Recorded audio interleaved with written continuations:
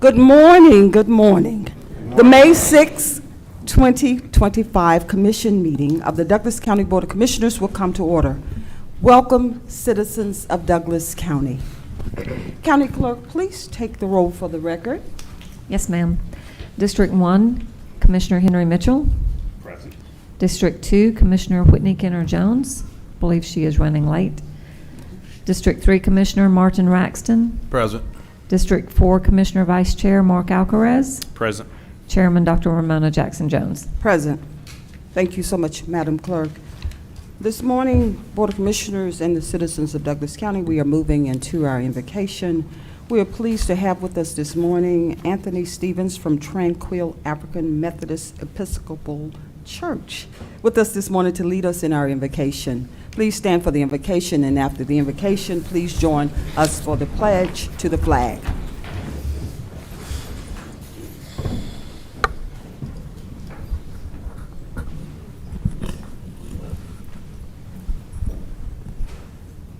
May we bow our heads, please.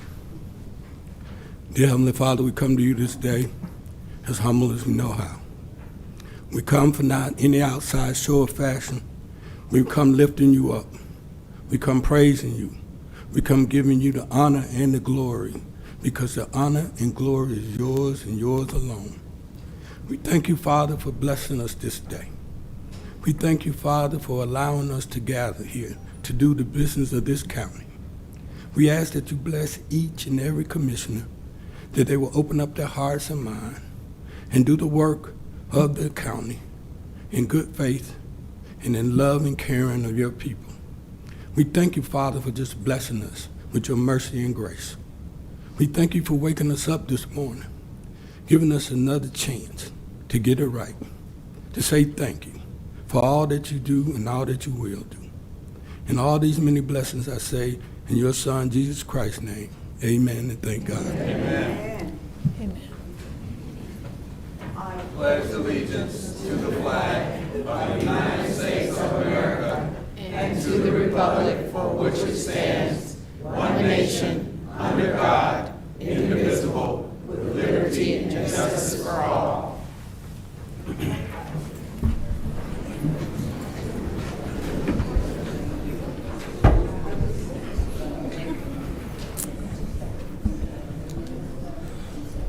Thank you so much, Pastor Anthony Stevens from Tranquil African Methodist Church.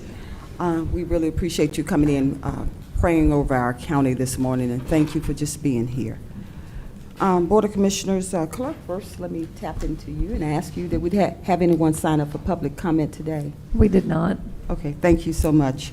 Commissioners, we're going to move into our agenda adoption. Commissioners, we need to amend the agenda to remove item number 14 from the consent agenda and move it into the new business column. With that being said, are there any other changes that need to be made to the agenda? Okay. If there are no changes, do we have a motion to approve the agenda? So move with the note of correction. Okay. We have a motion. Do we have a second? Second. We have a motion and a second on the floor. Any discussion, board? We have a motion and a second. Please prepare to raise your hand, right hand, if you agree with the agenda. We have a 4 unanimous vote and the motion carries. Thank you so much, Board of Commissioners.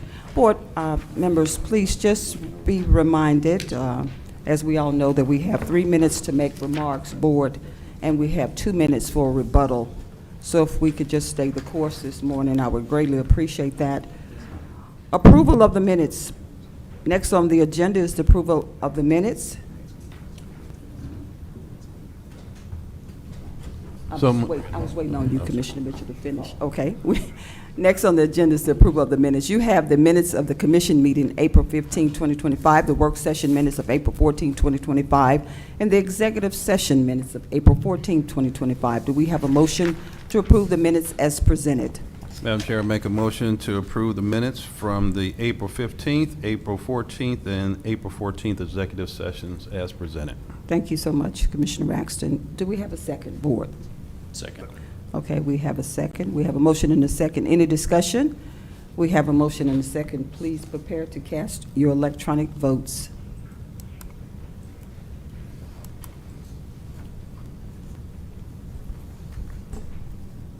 Motion carries 4-0. Okay, thank you so much, Madam Clerk.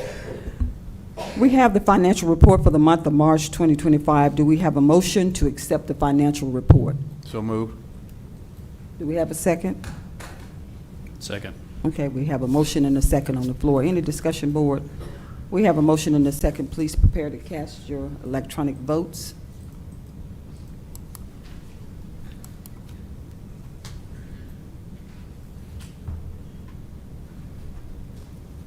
Motion carries 4-0.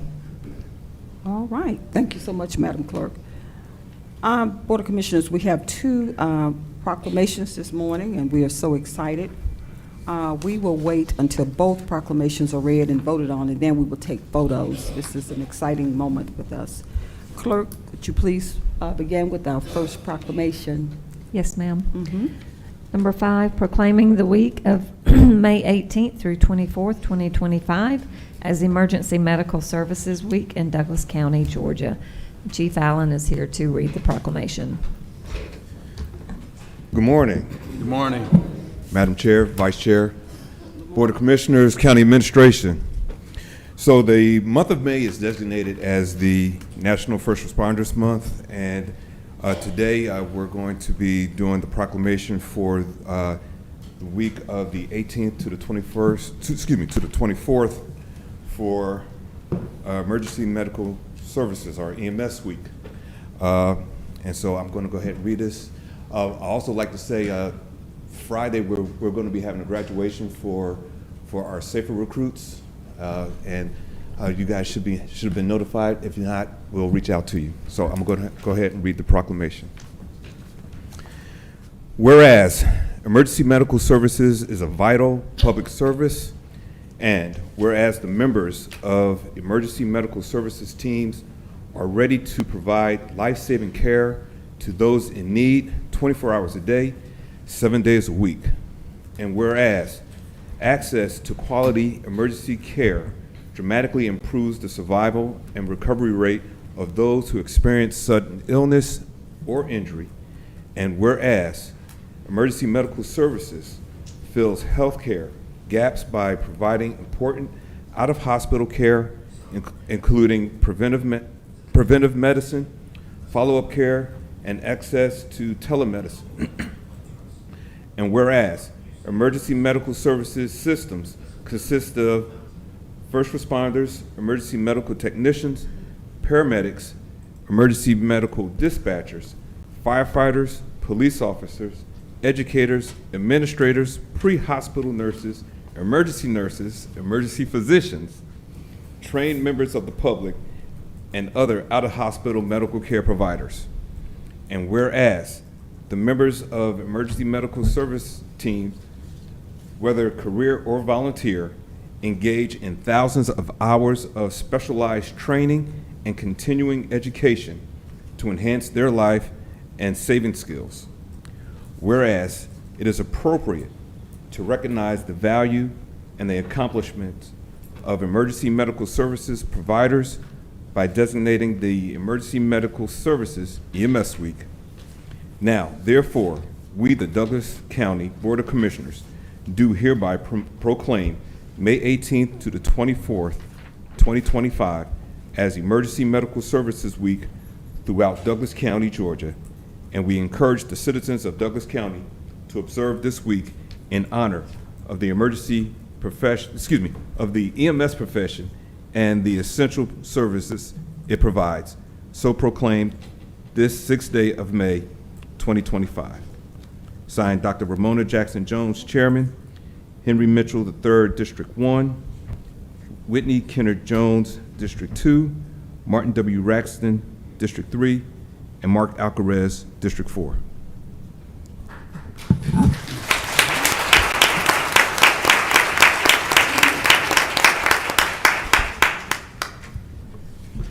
Thank you so much, Fire Chief Allen. Very well read and very well said. Emergency medical is very important to not only our county, but to the state and across this nation, because without these staff members, we cannot function, because every day there is an emergency. They are continuing to manage the unexpected, and we appreciate the response and the timeliness and just the diligence. Working in surgery all my life, and I understand that is an emergency vacuum all day long, emergencies. So I appreciate our emergency teams, all the staff that respond to and support the citizens here in Douglas County. So thank you all so much. Board of Commissioners, if you would you stand and just join me in commending and applauding our emergency medical team.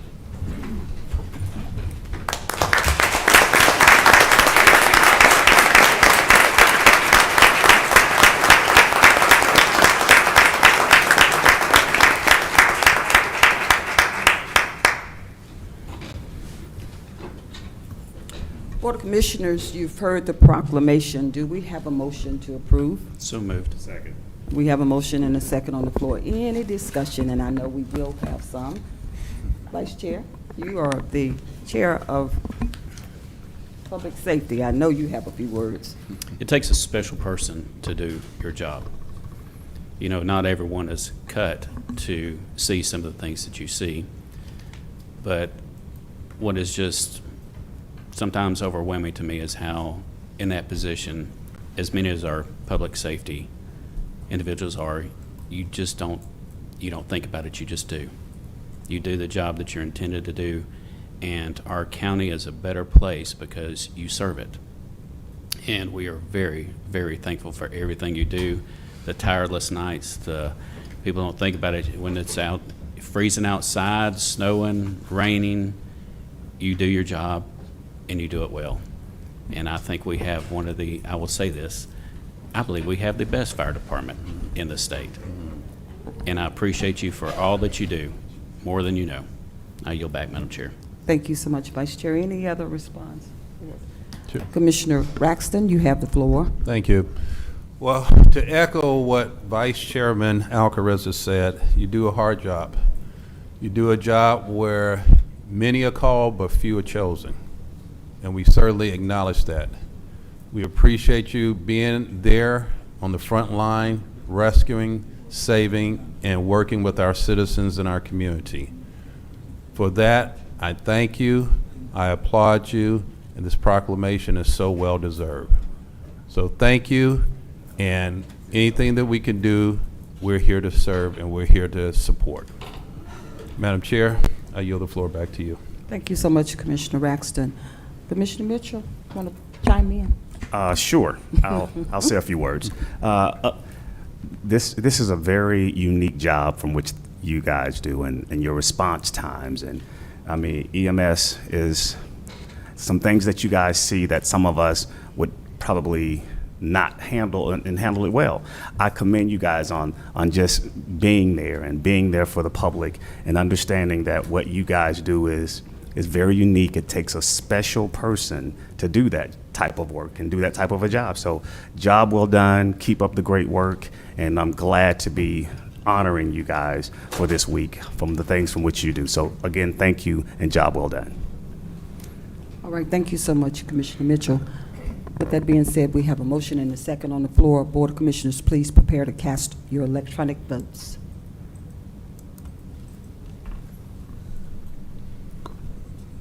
Motion carries 4-0.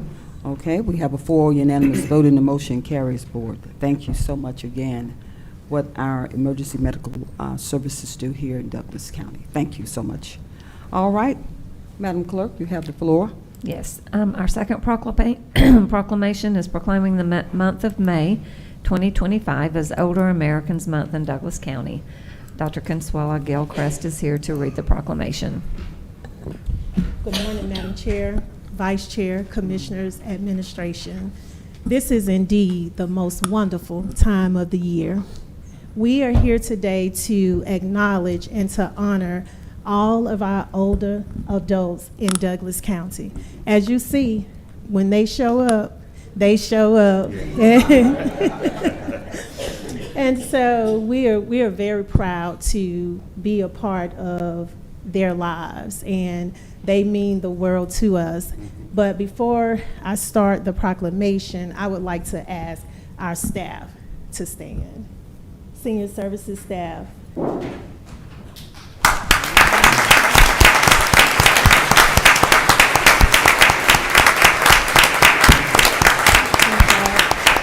This team that we have, they show up every day with a heart and a mind to serve. No matter the ask, no matter the time restraints, they answer the call. They are superheroes. But also, I see our Parks and Rec team and our juvenile programs team, because we call on them too. Yeah. The seniors put them to work too. And so if you all would just stand and let us acknowledge you. They're here.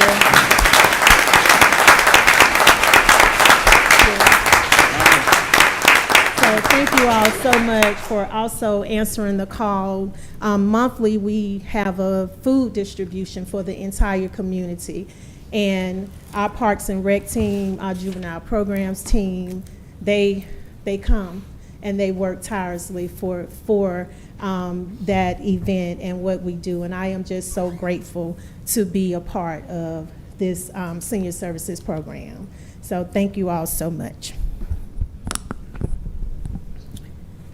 Whereas the United States Administration on Community Living has designated the 2025 theme for Older Americans Month as Flip the Script on Aging. Yes, and whereas this year's theme focuses on transforming how society perceives, talks about, and approaches aging, encouraging individuals and communities to challenge stereotypes and dispel misconceptions. And whereas older Americans are the backbone of our nation, they have built the foundation that we all stand upon today. They have worked their whole lives to achieve the American dream for their families and communities, making our nation stronger and building a future of possibilities for new generations. And whereas older Americans improve our community through intergenerational relationships, community service, civic engagement, and many other activities. And whereas Douglas County, Georgia is proud to be called home to over 18,500 older Americans who enrich and strengthen our community through their diverse life experiences. And whereas Douglas County strives to ensure that our county is a great place for citizens to grow older while thriving within families, neighborhoods, and communities. And whereas Douglas County ensures that its older residents have the resources and support needed to stay involved in their community, reflecting a commitment to inclusivity and connectiveness by engaging, connecting with, and supporting older adults, their families, and caregivers.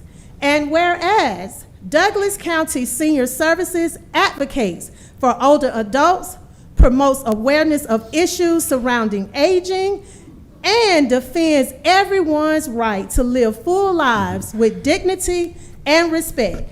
And whereas our community can enrich the lives of older adults by promoting home and community-based services that support independent living, involving older adults in community planning, events, and other activities, and providing opportunities for older adults to work, volunteer, learn, lead, and mentor. Now, therefore, the Douglas County Board of Commissioners do hereby proclaim May 2025 as Older Americans Month in Douglas County and encourage you to join us today and every day as we flip the script on aging.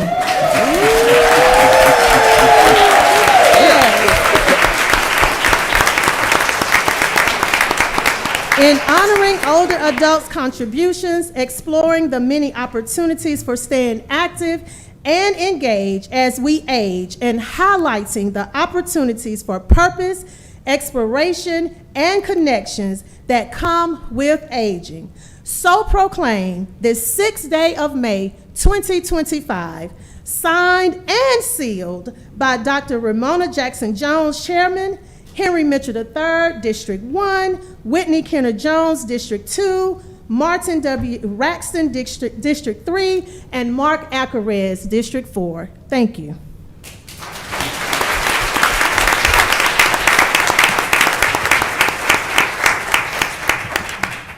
Thank you so much, Dr. Gilchrist. Certainly a month. I love having a whole month. That means everybody's free and do what we want to do. This is great. And I'm one of that 18,500, so I am delighted. Certainly, we are young at heart, and these sensational seniors here have flipped the script on aging, and there's proof right here in the audience. So give yourselves a hand. You are just amazing.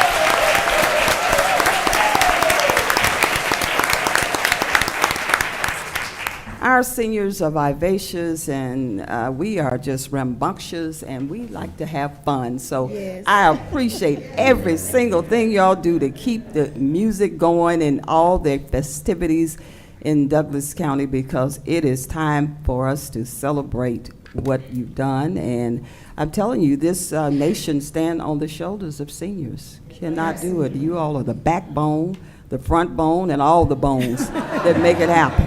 So thank you for what you do, and we are so excited to celebrate our seniors here in Douglas County. Let me say this, I'm gonna put a plug in. We have one of the best senior services programs, not in the nation, but in the world. So thank you. Thank you, Dr. Gilchrist, and your amazing team for leading this effort. Board of Commissioners, you've heard the proclamation. Do we have a motion to approve? So move. All right. Do we have a second? Second. We have a motion and a second. Any discussion, board? Yes, Madam Chair, I'd like to at least say one word. Oh, absolutely. Just- More than one. You know, it gives me great pleasure and honor to sit here and look out and see such youthfulness. And to our seniors, honestly, you know, you just don't know how proud I am to stand on your shoulders to do what I do, and to understand that you guys paved the way and made this Douglas County what it truly really is. So I want to just say to you, thank you. And thank you for being there. Thank you for standing up and standing out and shouting out loudly that we need to recognize you, not only recognize you, but provide the programming that's needed to make sure that you guys are entertained, having fun. Whether it's pickleball, bingo, you name it, you know, we need to make sure those things are happening. One day I'm going to get on the pickleball court and understand this. You got to come with your A game. But on one other note, and I'm going to leave with this note, yes, your staff does a great job. Your staff and Parks and Rec, and I'm just so proud to, you know, be a part of that committee chair side of things with all of this. But I want to also acknowledge you, because without you, yes, we want to give you your flowers. We want to give you your acknowledgement. We want to make sure that we know that this is all because of you and your leadership as to kind of where we are and how we do what we do. So can everybody do me a favor and stand up and give her a nice hand? Let's, yes, give her a nice hand.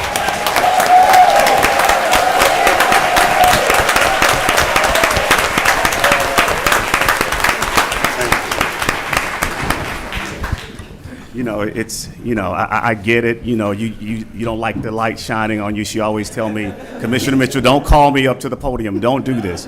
But we love you and all that you do and the hard work that you put in. So again, thank you. Thank you for being great. Thank you for thinking about our seniors. And we know that you are fully committed. You don't just do this because it's just your job. It's more than just that. So thank you. And again, thank you again. Thank you.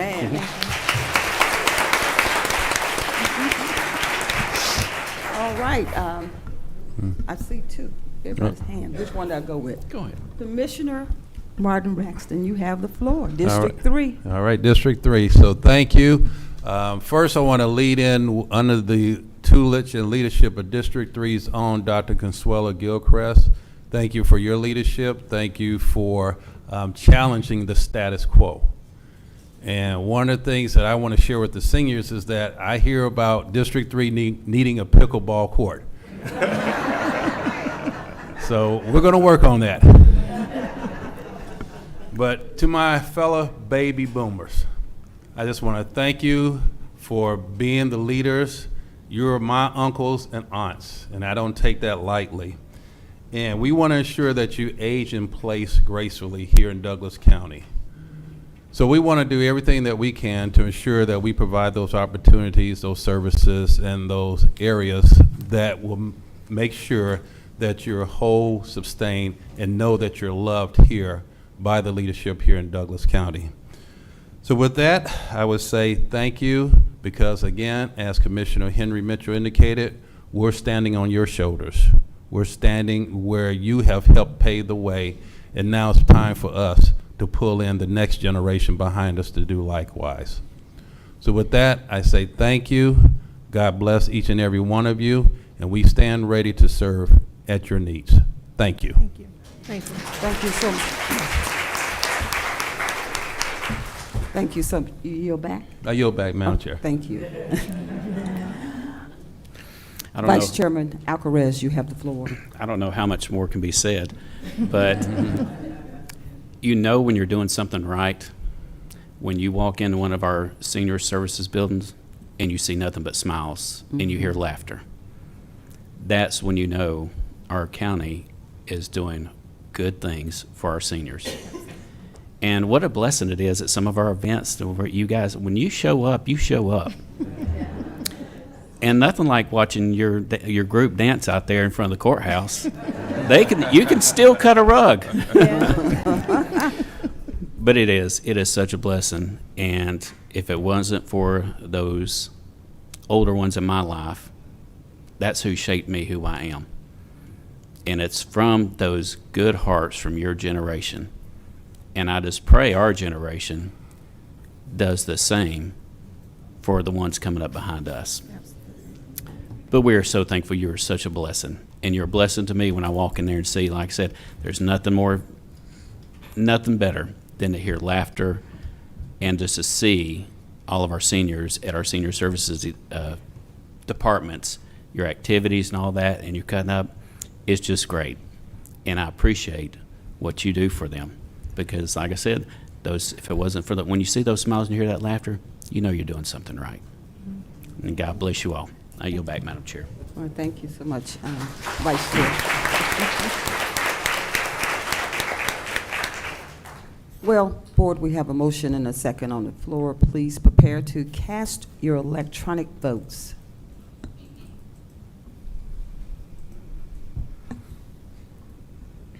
Motion carries 4-0.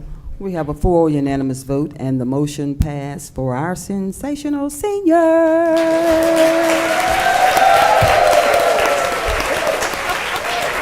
We're going to come down and we will take some photographs. Our communications director will direct the Board of Commissioners. Isn't it fun? She has an opportunity to direct us. That's fun. Come and tell us what to do. We'll come down. There's so many.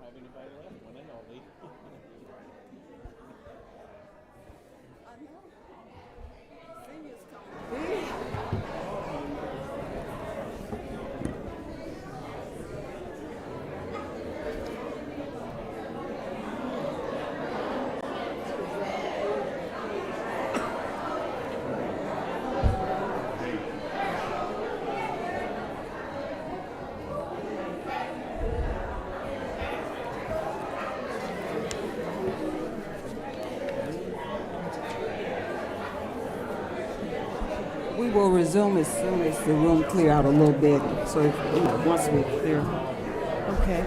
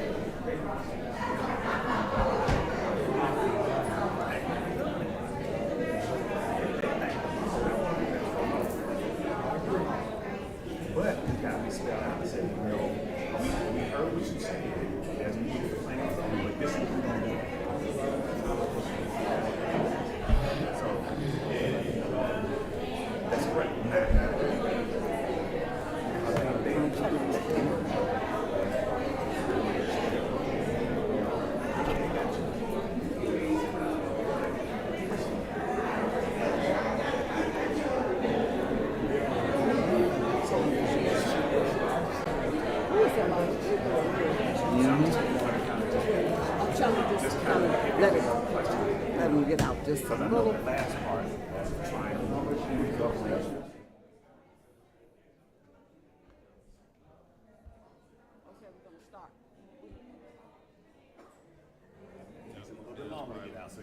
Bear with them.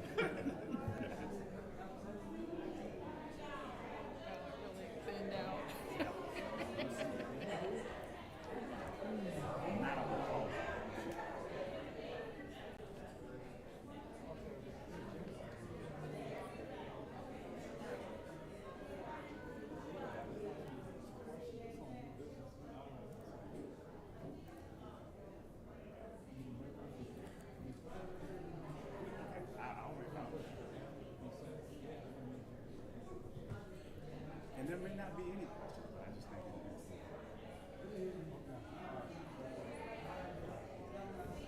come back and explain this and make sure.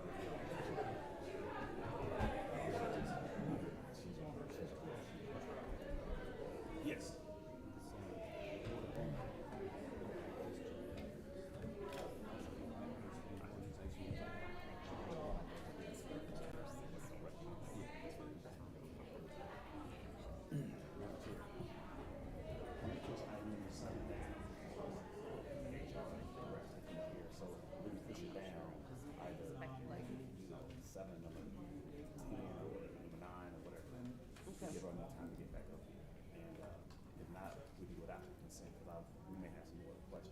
On number 7. I just want to clarify all of that stuff yesterday. So we got 2 changes so far. Right. But I just want to make sure if there are any other questions we can ask. And if we don't hear the changes that has been made. Okay. So I think we can just skip it, right? Or we can just come back to it, right? Yeah, just come back to it. Okay. We just want to move that item number 7 to give her time to come up with a director. Number 7. We just want to move it. Okay, so you just moved to take it out of turn? Just move to take Okay. 8 and 9 out of turn? Okay. So someone just motions and seconds. Yeah, that works. So don't read 7 yet, Lisa. Just put 7 and 10. Okay, is that good? Yeah. Okay. We're going 8, 9. Or you could table it and then take it out. 14 to. So what We added 14. Yeah, we added 14, so it's a total of, yeah. So that'll be number 10 now.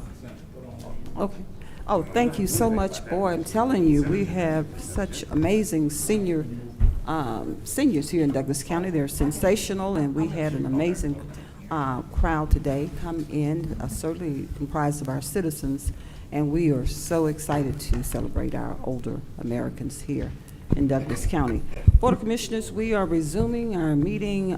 Madam Clerk, I believe you have the floor at this time to read the next item. Yes, ma'am. We're going to move to item number 8. Okay. Let me offer this if I may. My recommendation is that you just either move to take 8 and 9 out of turn and rearrange the order there since you've adopted the agenda, or you could table 7.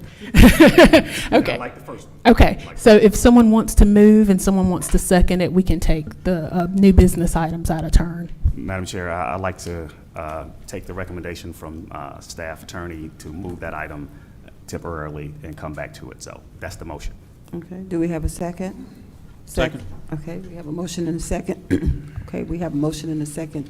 All in favor of what Commissioner Mitchell just stated, as stated, please indicate your raise by raising your right hand. We have a 4 unanimous vote, and the motion carries. Thank you. Okay. Madam Clerk, you have the floor. Okay, we'll move to number 8, board appointment to the Department of Family and Children Services Board. And if you recall, we had 2 individuals who applied, so we'll just need a motion on which one. Madam Chair. Okay. Vice Chair, you have the floor. Madam Chair, I'd like to make a motion to appoint Janaea Harris to the Douglas County Department of Family and Children Services Board. A second. Okay. We have a motion and a second. Any discussion, board? We have a motion and a second. All in favor, please indicate, please prepare to cast your electronic votes. Absolutely. Makes it even better for me. Motion carries 4-0. Okay, we have a 4 unanimous vote, and the motion carries, board. Madam Clerk, you have the floor. Okay, the next one is the board appointment to the Cemetery Preservation Commission. And we had one individual, Sue Krotz. Madam Chair, I'd like to make a motion that we approve Sue Kotz as the recommendation for the Cemetery Preservation Board for District 2. Second. Okay, we have a motion and a second on the floor. Any discussion, board? We have a motion and a second. Please prepare to cast your electronic votes.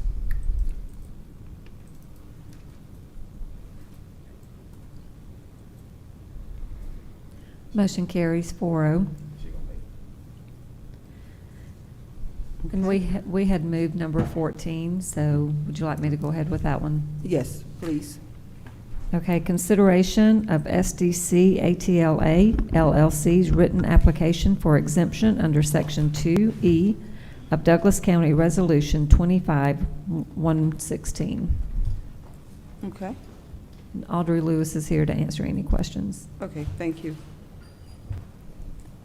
If you could, Attorney Lewis, just to brief the board once again before I call a motion. Thank you.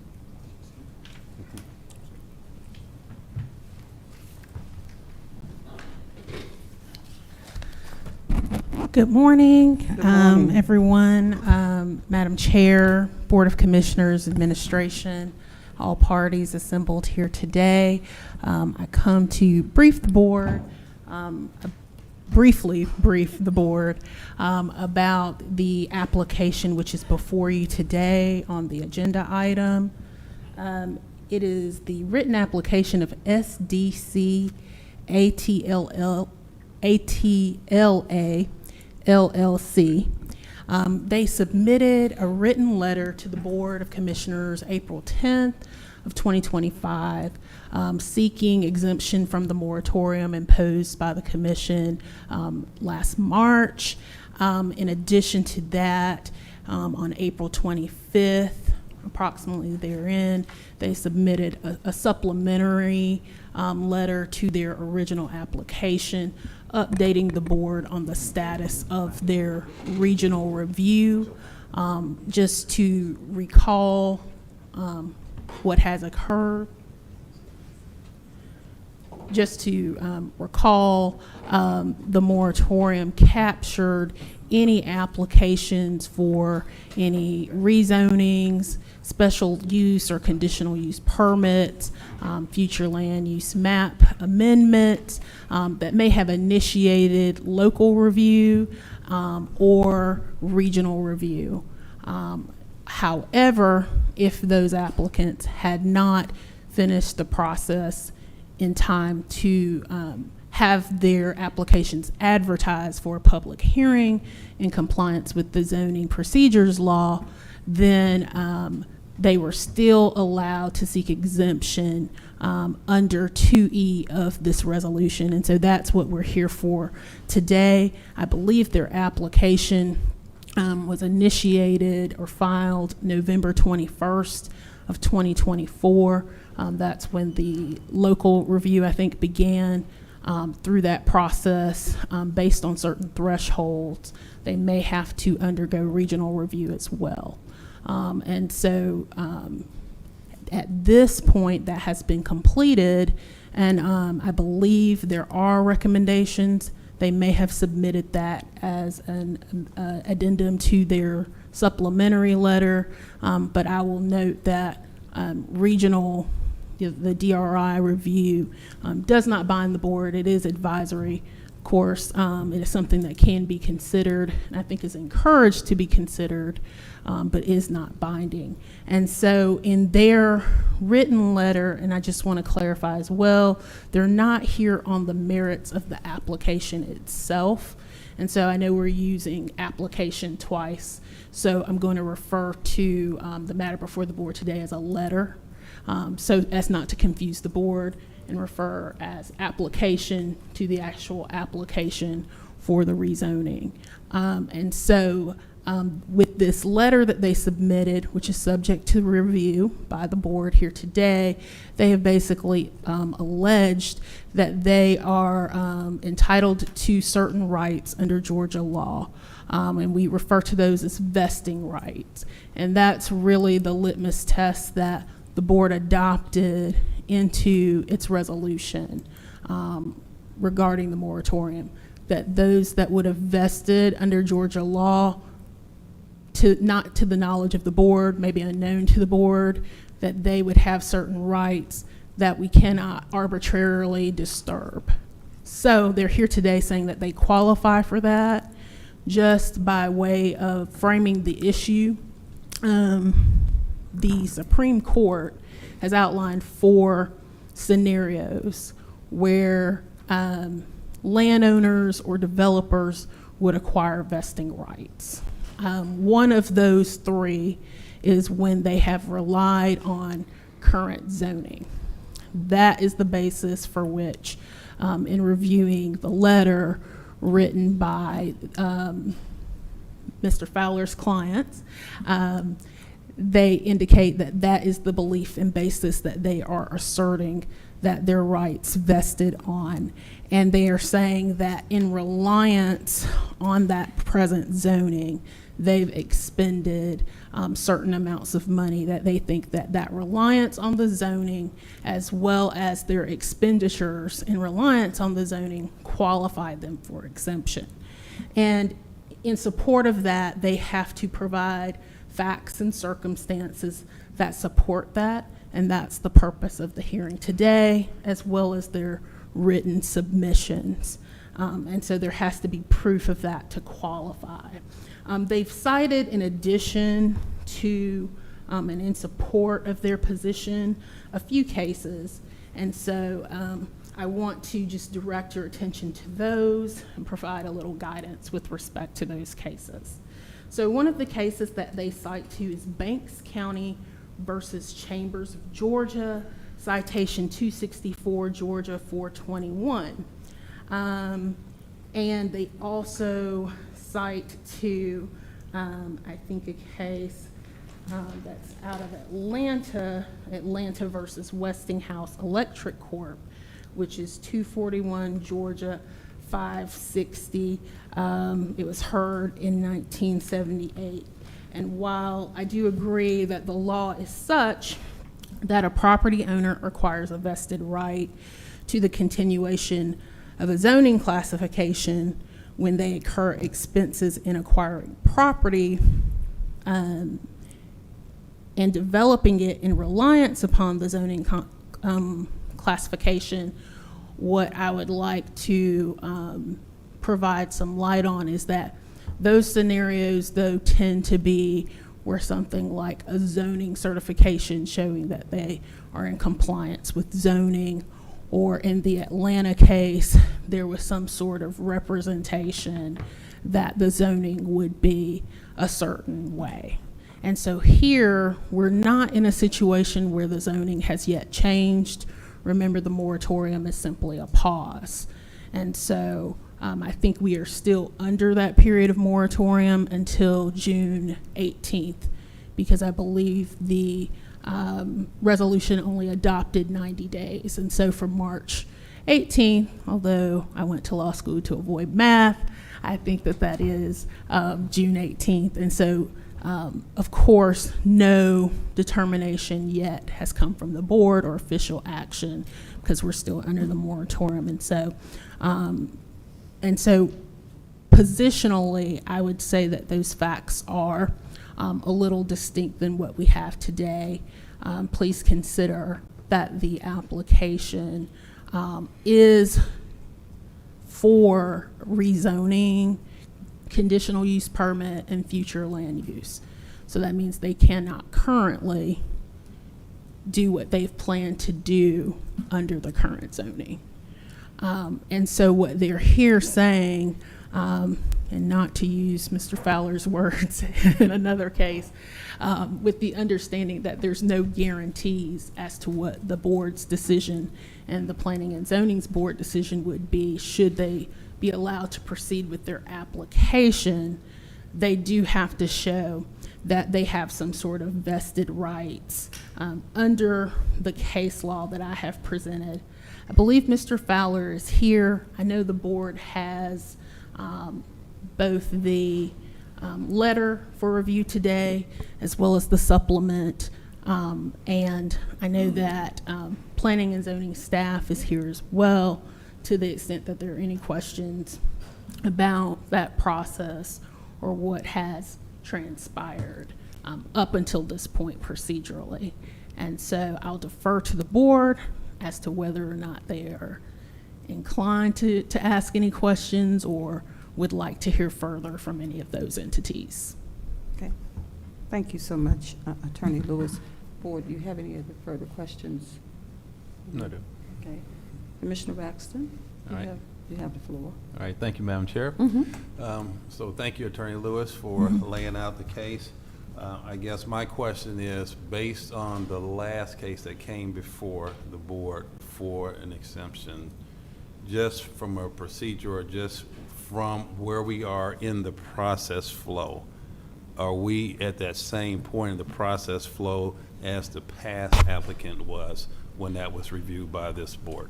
So if I understand your question correctly, they both had initiated regional and local review and did not complete that review prior to the adoption of this resolution. That is what qualifies them to have this letter reviewed and heard by this board.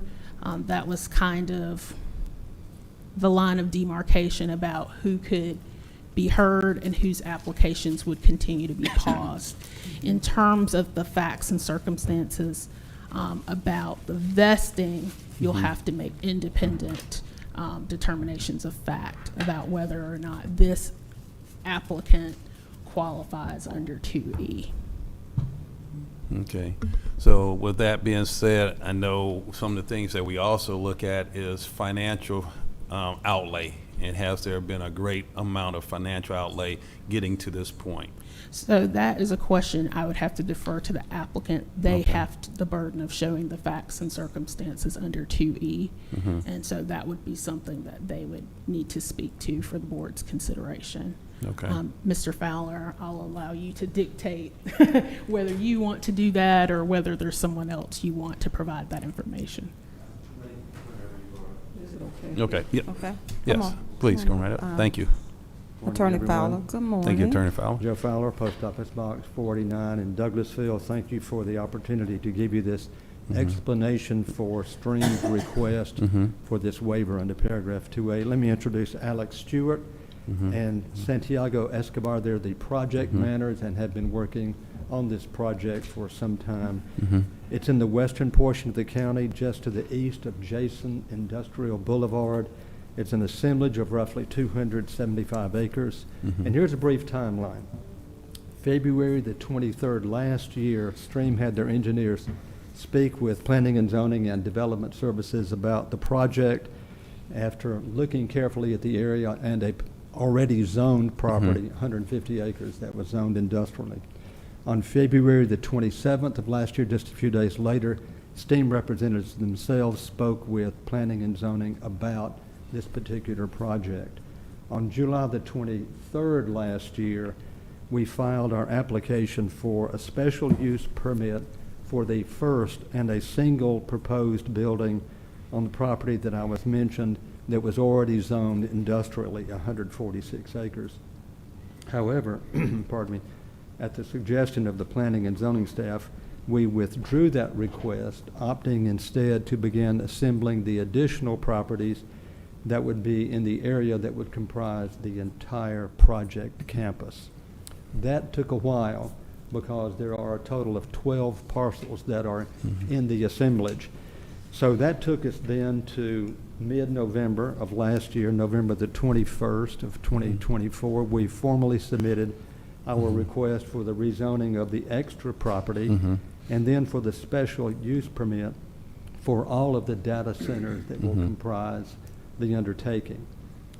5 days later, on November the 26th of 2024, the planning and zoning staff, using information that was developed and provided by Stream, they submitted the Form 1 to the Georgia Department of Community Affairs to begin the DRI process with the ARC on February the 3rd, not so long ago. After some technical delays, there was an error in the original submission. After those delays, the ARC conducted what they called their methodology meeting for the project. On March the 7th, a month or so later, again using information that was developed and supplied by Stream, the Form 2 was submitted to the Department of Community Affairs for use by the ARC and Greta, which information concluded a detailed traffic study that was acquired by Stream. On March the 24th, 6 days after the resolution approving the 90-day moratorium, the ARC released the preliminary DRI report. On March the 26th, 2025, a couple of days later, Greta released its finding and recommendations for the entire project. Finally, on April the 18th, the final DRI report was received from the ARC, and then a few days later, April the 22nd, the final notice of decision was received from the ARC. At this point, Stream has spent a total of $8.2 million in engineering and design fees, application fees, land cost, including certain non-refundable earnest money on some of the parcels that are part of the project. As I indicated earlier, there are a total of 12 being acquired in the project, some of which contracts had to be extended because of the moratorium. Stream appreciates the county's input along the way with this entire planning process that's been going on from our perspective for more than a year, and especially working with P&Z involving the DRI process with the ARC and Greta. So in a nutshell, based on the expenditures and where we now are and appreciating what the county has done with us to this point, we request a waiver from the effect of the moratorium so that we may be on the June agenda if possible. Thank you. All right. Thank you, Attorney Fowler, for those details. That's what we're looking for. Madam Chair, I yield the floor back over to you. Okay, thank you so much, Commissioner Raxton. Any other comments, board? And if I may offer this to the board, I believe that Allison Duncan with Planning Zoning wants to offer just some extra enlightenment or clarification. The board be inclined to hear that with respect to the planning and zoning. Okay. Okay. Please come forward. Manager Duncan, good morning. Hey there. Good Thank you. morning. I will be brief. I just wanted to clarify that when the application was initially brought to us, we were aware that there was a larger ask. So when Joe said that he was working with planning and zoning, the initial request that they had filed for zoning was just for the light industrial piece for one building. Under the DRI rules, if we know that there's a larger campus, we are required to disclose that as a part of the regional review. You're not supposed to piecemeal projects as they move forward. So it was not P&Z that said that they couldn't move forward with the smaller piece. They were given the option by the Atlanta Regional Commission that if they wanted to move forward with the smaller piece, they would have to cease all development of the project at such a time as the rest of it came through. So that may seem like a nuance, but I just want to make it clear that because they had disclosed to us that they planned a campus that would be in excess of 1 million square feet, we had to say to ARC, do you want this to be reviewed now, or do you want them to wait and review it when they have all of the land under contract? It was not P&Z that required that they submit pause on that. It was the choice of the applicant, as is well documented through our email chain with the applicant, that they could have moved forward back in February, but they chose not to because they did not want to halt all permitting activity at such a time as the remainder of the tract came forward. So I felt like that was an important thing to share. I also feel like, as Attorney Fowler had mentioned, with the last case that he brought through, they've received no assurances from the Planning and Zoning Department or any other technical staff about any permissions or permits. And I believe he would agree to the same thing with this one, in that it is well documented through email and DRI review that the staff does not anticipate a favorable recommendation coming forward on this because it is not compatible with the long-range land use plans and zoning in this area. So I felt like it was important to clarify those two provisions so you had a more fulsome understanding of the discourse between planning and zoning. May I just say, that's precisely what happened, and I may have misstated what happened between the initial application for the properly zoned tract and then adding in the other parcels later. So yes, you are correct about that. And she's also right. You don't get any assurances from planning and zoning. The assurances come from you after you've heard that in a public meeting. Thank you. Okay. Thank you. Thank you. Thank you, Ms. Duncan and Mr. Fowler, for that clarification for purposes of the board. I'll just briefly kind of summarize what you all are tasked with, and then, of course, if you have any questions about that, I'm happy to take those. I just want to kind of focus us in. I know that there has been a lot of information. I know my initial presentation may have been a little boring, but hopefully informative to the board. And so in keeping with that, I just want to clarify that what the law looks at in these vesting situations are the 4 recognized scenarios. We're not here under any assertion that there was any permit or any representations in terms of a permit. We're centrally here because they are asserting that they relied on existing zoning. And I just want to redirect your attention back to those cases as I kind of explained what they looked at and tried to compare it to what we have before us. And then you want to also look and see whether or not, and I believe Commissioner Raskin asked this question earlier, about the expenditures that may have been expended in reliance on any zoning. And so on top of that, you would have to evaluate that. I will say legally the threshold tends to have been more than $1,000. So I've seen cases where less than that have been determined not to be substantial enough to give rise to vesting. And so you would have to compare that figure to what has been provided before the board here today. And so what they're saying is they relied on the current zoning and exerted significant expenditures in reliance to that. However, they are requesting a rezone, conditional use permit, and future land use map amendment to be able to go forward with their project. And as Mr. Fowler stated, and I think has been reiterated, there are, of course, no guarantees as to what the board and the Planning and Zoning's board will be. And, of course, we're not here for that determination today, just the determination of whether they can even proceed to have it advertised and placed on that meeting. It's just, unfortunately, to make that decision, you all get to sit here today, parse through that information that has been provided, and determine if they qualify. All right, thank you so much, Attorney Lewis. If there are no further questions from the board, Madam Clerk, if you could read the item again for us. Yes, ma'am. Consideration of SDC ATLA LLC's written application for exemption under Section 2E of Douglas County Resolution 25-116. Thank you, Madam Clerk. Board of Commissioners, do we have a motion? Do we have a motion, Board? Madam Chair, I'd like to make a motion for the consideration of the SDC ATLA LLC's written application for exemption. Okay. Do we have a second? Do we have a second, board? Second. If I may clarify, and I apologize for interrupting, Madam Chair. Commissioner, Vice Chair Alcaraz, you mentioned that you were moving in consideration. Do you have a position on approval or denial with respect to your motion? I just wanted to clarify for the record. I'm sorry, approval? Okay. So with that understanding, Commissioner Alcaraz has moved to approve their application and finding that it is exempted under 2E. Okay, thank you so much. Madam Staff Attorney, thank you. We have a motion on the floor, and I did second the motion, so we have a motion and a second on the floor.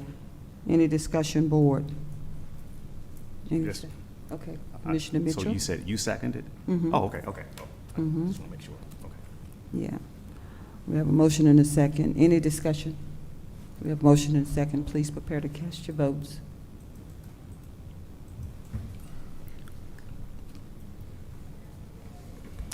Motion carries 3-1. Okay, thank you, and the motion passes.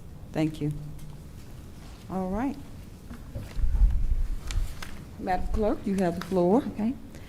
We're now at number 7, approval of proposed 2024 merit handbook changes as recommended by the Personnel Review Board regarding the following sections, and authorize the chairman to sign all related documents pending final legal review. And I have numbered each one separately, as you see, and we can vote on each one on their own. Good. Thank you. On number 1 is 13-32-2A for promotions, and Danielle is here to answer any questions. You have the floor. Good morning, Good Madam morning. Chair, Mr. Vice Chair, Board of Commissioners, and Administration. So yesterday, I walked you all through, there are actually 8 proposed changes to the merit handbook. Under item number 7 on today's agenda, definitions was collapsed into one category, and those definitions specifically relate to full-time status and part-time status employees changing the identifier of permanent to regular, since Georgia is a right-to-work state, employment at will state rather. There's no such thing as permanent employment, so the recommendation has changed that wording to regular. But again, we walked through all of the proposed changes yesterday, and I'm happy to answer any additional questions the board may have. Commissioners, do we have any questions at this time for our I'll- Managing Director Nichols? Sure, I do. I'll start just Okay. for clarity. So if I'm hearing you correctly, each one will have to be voted on, just so I can get that part of it correct. Correct. Okay. And there is an 8th one. So are you going to make that adjustment on your end? Yes, sir, I will. I'm sorry. I did overlook that. It is part of definitions, Okay. but it is separate than number 7. Okay, so we'll include that 8th one.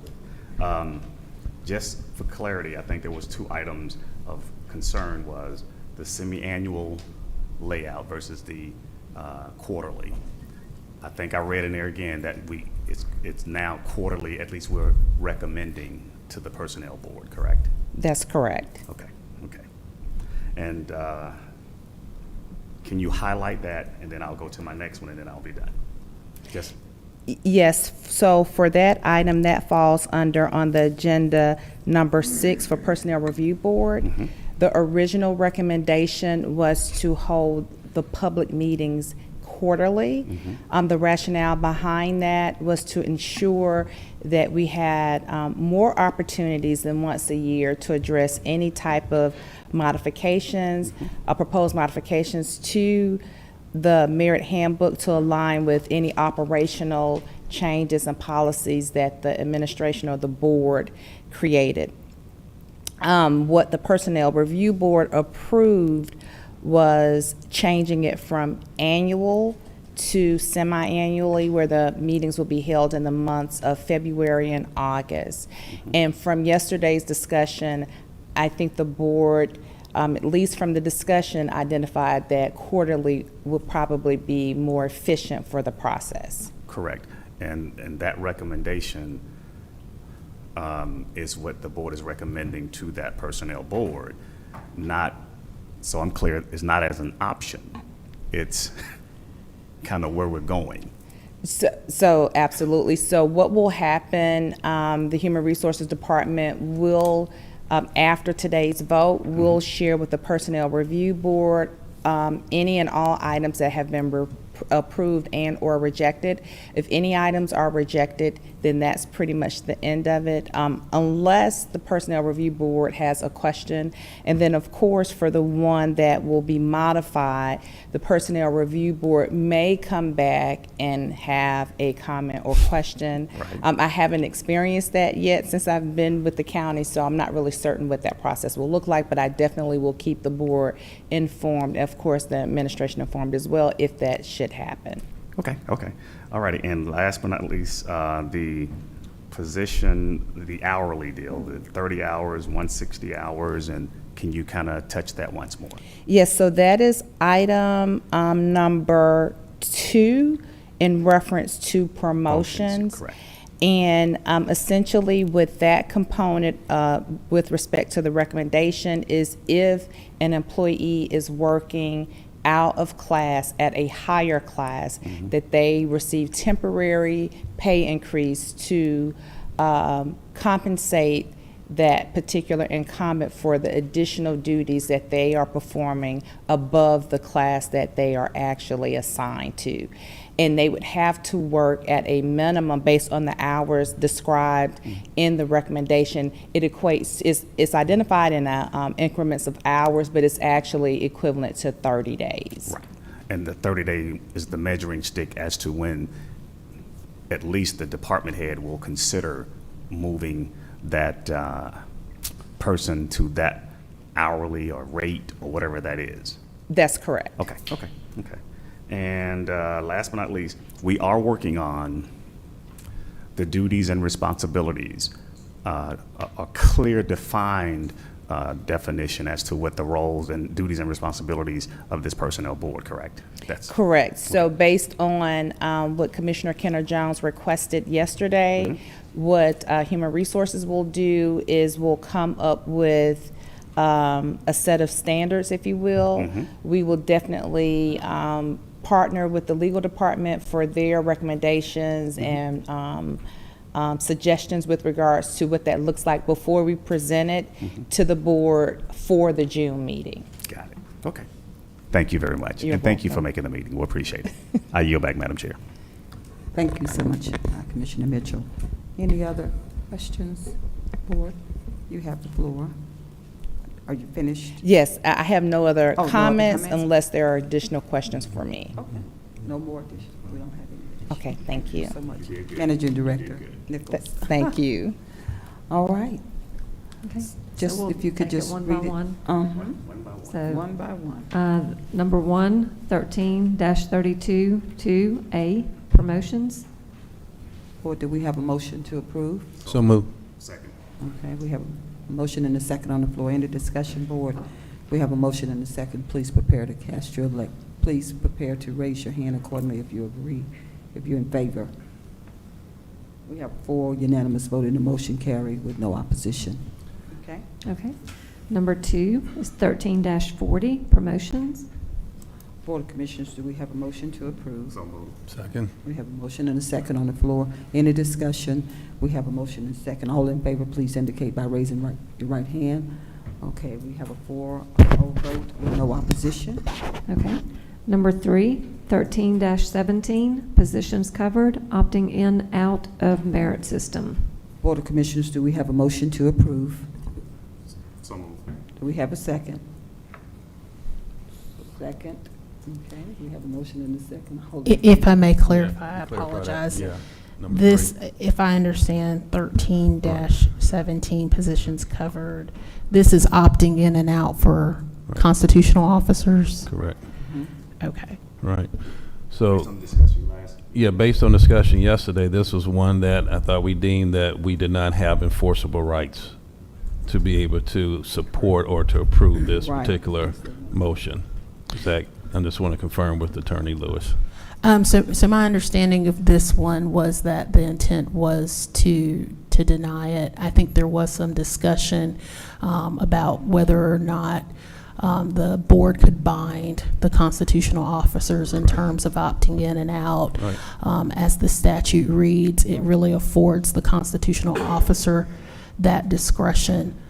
If I also recall correctly, I think there was some consideration of whether or not the individual person would have been opted in and out. And I think it was the position, Correct. not the person. And so I think we clarified that the new position had come subsequent to the predecessor. So it was the recommendation of legal to not approve this one because it would be preempted by the state law that gives the constitutional officer that authority.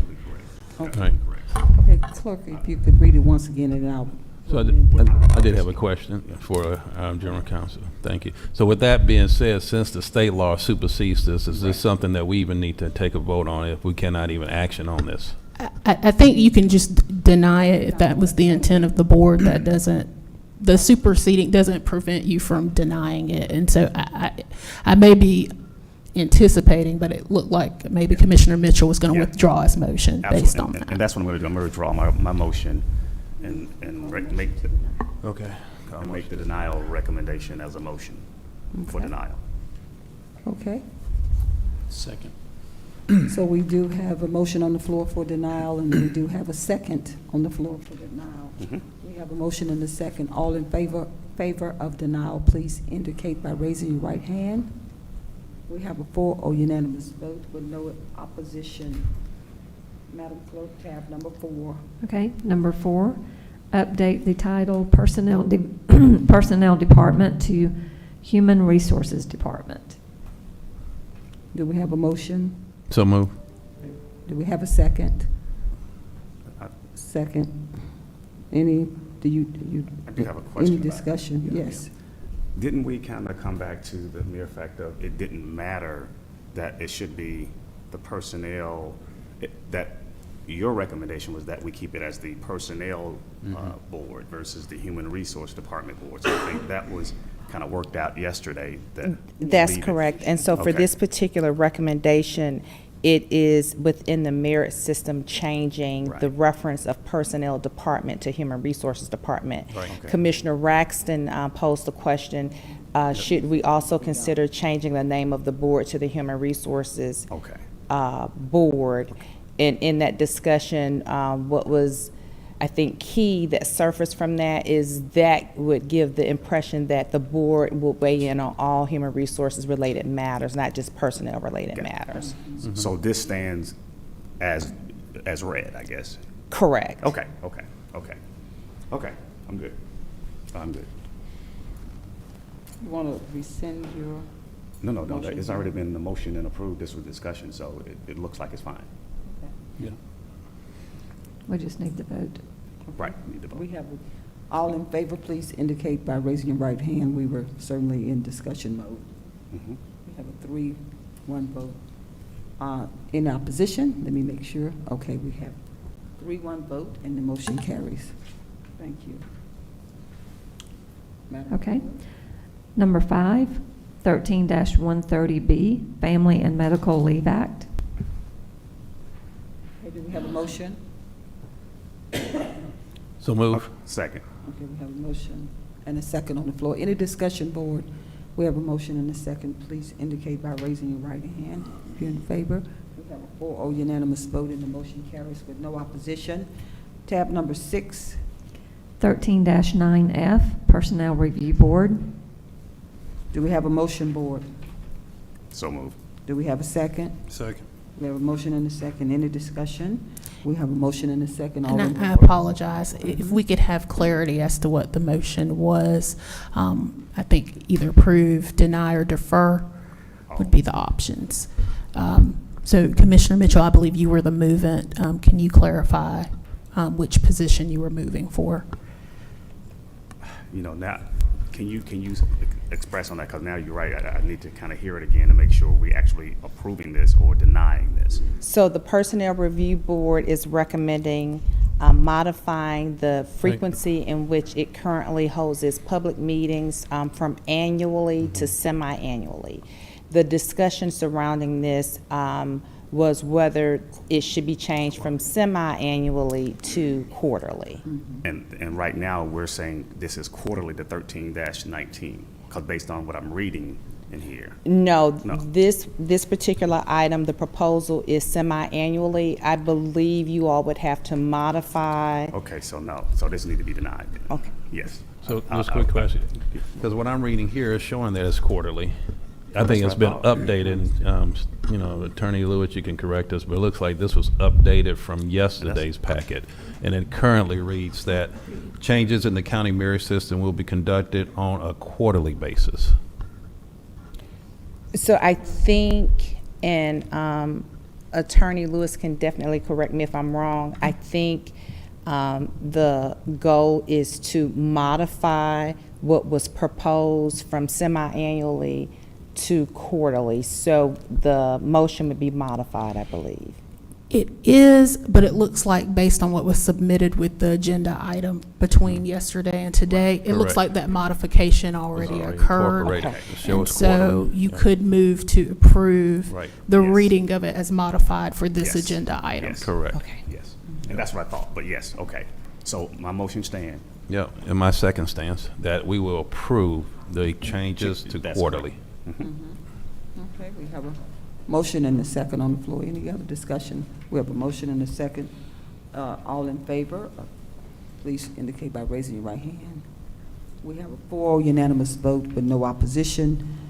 Madam Clerk, tab number 7. Number 7 is 13-14, definitions. But isn't there an 8th one, I think it is, so is it 13 by itself? Could we do number 7 and 8 together? Yeah, there's nothing against doing it that way. Definitions would certainly cover it. You would just want to identify the section number. Right. So like 13-14, if it's another reference number, you just want to include that so it's clear that you're approving both of the sets of those definitions. Yeah, it actually says 13-14 on both of them, so. Okay. Number 7 and 8 would be one. And that encompassed the 7 and 8 number, because you was doing this separately, and that's okay? Correct. Okay, okay, we're good, Let's see good. the changes. Okay, do we have a motion to approve definitions?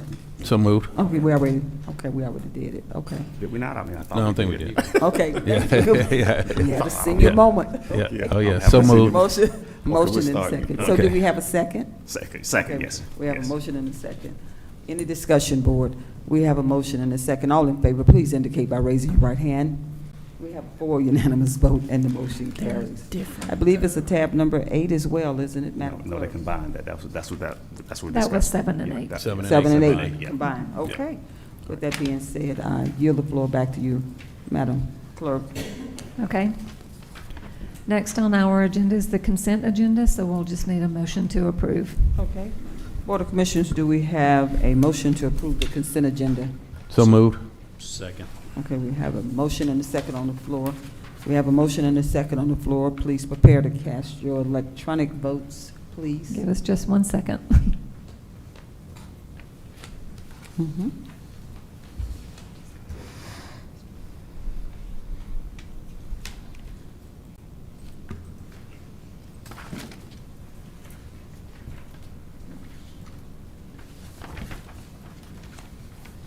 Motion carries 4-0. Okay, we have a 4 unanimous vote, and the motion carries. Board of Commissioners, thank you for the approval of the consent agenda. We're moving to our announcements. We have a few announcements this morning. Our Yvette Jones, who is our Chief Communications Officer, will come up and read our announcements. Good morning. Good morning to you, Madam Chair, Mr. Vice Chairman, Board of Commissioners, and County Administration. Pleasure to stand before you with a few announcements this morning. Join District 3 Commissioner Martin W. Raxton and State Representative Kimberly Alexander for a special joint community town hall meeting and family engagement event on Thursday, that's this week, May 8th, 2025, at Tranquil Church in Douglasville. The event will begin at 5 p.m. with interactive engagement stations, delicious bites from local food trucks, and family-friendly fun with the Parks and Recreation activity van. The town hall begins at 6 p.m. and will include topics on current and pending state legislation impacting Douglas County and local insight from code enforcement and the sheriff's office. This event is free and open to the public. Come prepared to share your thoughts, ask questions, and connect with fellow citizens. We look forward to seeing you there. And mark your calendars for the Mirror Lake Community Cookout, hosted by Vice Chair and District 4 Commissioner Mark Alcaraz and Douglas County Sheriff Tim Pounds. This event will be held on Saturday, May 10th from 10 a.m. until 2 p.m. at Lifegate Church in Villa Rica. The event is free and open to the public and promises to be a day full of fun and fellowship. We hope to see you there. And congratulations to Julia Array, Chief of Staff for District 2 Commissioner Whitney Kenner Jones, who was recognized with the Lillian Williams Champion of Diversity Award during the University of West Georgia's Alumni Awards in April. Named for Lillian Williams, class of 67, the first African-American student admitted to then West Georgia College, this award recognizes an alum who has demonstrated leadership in promoting diversity and awareness for underrepresented populations in their community. The recipient recognizes the benefits of diversity in strengthening the fabric of their community and creating opportunities which foster cultural growth. Congratulations, Julia. And sign up today for Alert Douglas, the county's new emergency notification system, replacing Code Red. This system will allow us to send real-time alerts and critical information directly to your phone, email, or text, helping you stay informed and prepared during emergencies. Please note, even if you were previously signed up for Code Red, you must register for Alert Douglas to receive notifications. To register, download the Smart 911 app from your mobile device or visit the county website at douglascountyga.gov and follow the link at the top of the home page. During registration, you can choose how you want to receive alerts, share helpful information with first responders, and customize your preferences for weather alerts and more. Now, if you have any questions or need assistance signing up, please contact the Douglas County Emergency Management Agency at dcema@douglascountyga.gov, or you can call 770-949-3007. And an update from the Parks and Recreation Department, Phase 1 of renovations at Boundary Waters Aquatic Center is now complete and reopened to the public. The phase included the installation of a new HVAC system to improve air quality and maintain comfortable temperatures year-round. We can't wait to welcome you back to a refreshed and comfortable environment. And join us for a kickoff event on May 15th at 6 p.m. in the Douglas County Courthouse third floor art gallery for our latest exhibit titled Sacred Symbols, featuring artist Bernard Gore. Gore draws inspiration from biblical stories and reimagines them through vibrant, layered montages. He works primarily on wooden surfaces, valuing their durability and timelessness. These pieces are hand-carved and incorporate rich patterns, shapes, and symbols. I've had a sneak peek, and they are beautiful. Come meet the artist and take a look at his amazing pieces. The kickoff event is free and open to the public. For more information, you can email constituentservices@douglascountyga.gov. And last, but definitely not least, we've been getting calls and requests about this one. Get ready for the Great Shredding event presented by Keep Douglas County Beautiful. This year's event will be held on Saturday, May 31st from 9 a.m. until 12 noon or until those dumpsters are full, right here at the Douglas County Courthouse. If you have any questions about it, you can email constituentservices@douglascountyga.gov. And that completes the announcements for this morning. I yield back to you, Madam Chair. Thank you so much, Chief Communications Officer Yvette Jones. Did a very good job providing our announcements this morning. Board of Commissioners, is there any other items of business to come before this Board of Commissioners? Anything else? Well, with that being said, if there's nothing else, do we have a motion to recess until 6 p.m. tonight for the joint P&Z and BOC meeting? Do we have a motion? So move. Second. We have a motion and a second on the floor. Any discussion, board? We have a motion and a second. If you're all in favor, please indicate by, well, please cast your electronic votes. That's really nice. We have a 4-0 unanimous vote to go into recess, and Board of Commissioners, we will return momentarily at 6 p.m. Thank you. Thank you. Gavel's out.